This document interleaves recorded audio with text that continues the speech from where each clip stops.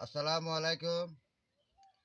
YouTube চ্যানেলের পক্ষ থেকে আমি আব্দুল মতিন আবারও আপনাদের সামনে কিছু তথ্য নিয়ে হাজির হয়েছি এবং কি ইউটিউব চ্যানেলের পক্ষ থেকে আপনাদেরকে অসহস্র ধন্যবাদ জানাইয়ে আপনাদেরকে আন্তরিক ভালোবাসা জানাইয়ে আমার এই এই কথা শুরু করলাম।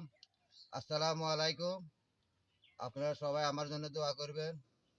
আমি আজকে কিছু গুরুত্বপূর্ণ কথা বলবো, অবশ্যই আপনারা ধৈর্য সহকারে শুনবেন। তবে আমার ভিডিওটা আপনারা টানবেন না, ভিডিওটা না টেনে দেখেন। যেমন আমার এখানে এই যে পেঁপে গাছে এখন পেঁপে ধরছে, পেঁপে আসছে। তাই আমি এখন বর্ষাকাল, এখনকার মাসটা হলো মে মাস। এই মে মাসে আপনার ঘূর্ণিঝড় আমফান ঠিক এই সময় আসলো। ঘূর্ণিঝড়গুলো এই মে মাসে বেশিরভাগ সমস্যা হয়। আপনারা এই গাছগুলারে, পেঁপে গাছ খুবই নরম জিনিস, খুব সূক্ষ্ম জিনিস। আর পেঁপে গাছে যদি কোনো রকমের পানি জমে, কারণ এই ঘূর্ণিঝড়ের কারণে এখন বাড়ি থেকে অতি ভারী বর্ষণ হবে। প্রিয় দর্শক, আপনারা অবশ্যই আমার এই ভিডিওতে আপনারা খেয়াল করবেন এবং কি অতি ধৈর্য সহকারে দেখবেন। এই যে দেখেন এখানে আমি মাটি দিছি, এই যে আমার পেঁপে গাছে মাটি দিছি, মাটিগুলো আমি এভাবে লেভেলিং করে দিছি এবং কি এখানে কোনো রকমের পানি যেন না জমে। আর তাছাড়া এখানে আমি ড্রেন করে দিছি, ড্রেনের মাধ্যমে দেখেন আমার এখানে প্রতিটা গাছে ফুল আসছে, প্রতিটা গাছে পেঁপে ধরছে। এই আমি এই পেঁপে গাছ বাঁচাইতে হইলে একটা গাছে যখন পেঁপে হয় তখন কৃষকের মনে আনন্দ লাগে, ফুর্তি লাগে। আর এই তখন একটা পেঁপে গাছ যদি আপনি কোনো প্রকারে তুফানে পানি জমি যদি মারা যায়, তখন আপনার ভিতরে কত কষ্ট লাগবে, কত কষ্ট করি কৃষকেরা একটা গাছ, একটা ফলায়ন গাছ উঠায়।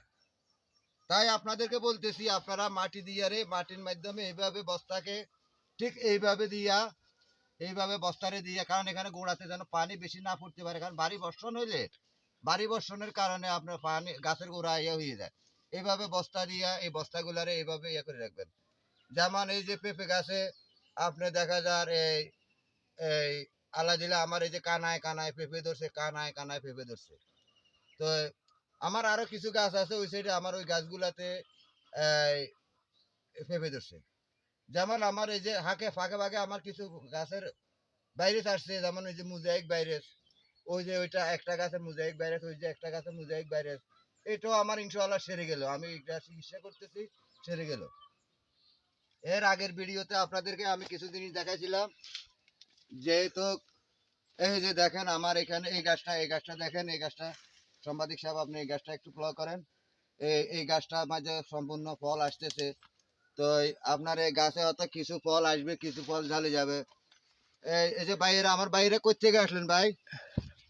ভাই আপনি কই থেকে আসলেন? আসসালামু আসসালামু আলাইকুম। আলাইকুম। ভালো আছেন ভাই? আমি শহর থেকে আসছি হ্যাঁ, আপনার পেপার বাগান দেখার জন্য।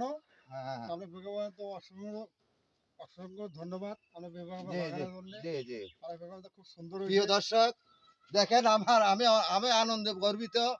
যেমন আমার এখানে আমার এই ভাই, উনার বাড়ি হলো বগুড়া, উনি থাকে চট্টগ্রাম শহরে। উনি চট্টগ্রাম শহরে থাকে, উনি আমার এখানে আসছে। আমার এখানে আগে আমার পেঁপে এখনো আসার আগে উনি আমার এখানে কিছু সাদাই করার জন্য এবং কিছু পেঁপে নেওয়ার জন্য। তাই আপনাদেরকে বলতেছি, হ্যাঁ, যদি আপনার কাছে থাকে, ফল যদি থাকে, অবশ্যই কাস্টমার আসবে, অবশ্যই আপনার এই এই ইয়া হবে। তো উনি আসছে, হয়তো আমার সাথে কথাবার্তা বলবে, ভাই আপনি, আমি তো আল্লাহ যদি বাঁচার রাখে আমি কাঁচা পেঁপে কমই বিক্রি করবো, আমি ফাঁকাই পেঁপে বিক্রি করবো। আপনি অবশ্যই আমার থেকে ফাঁকা পেঁপে নিতে পারবেন চট্টগ্রামের জন্য। চট্টগ্রাম শহরে থাকেন না? জি। হ্যাঁ, আমার এটা হলো ৮ হাজারি আদর্শ গ্রাম কৃষি ও মুরগির খামার। তাই আমি আপনাদেরকে এই বারবার করে বলতেছি, এখন একটা ঘূর্ণিঝড় আসছে।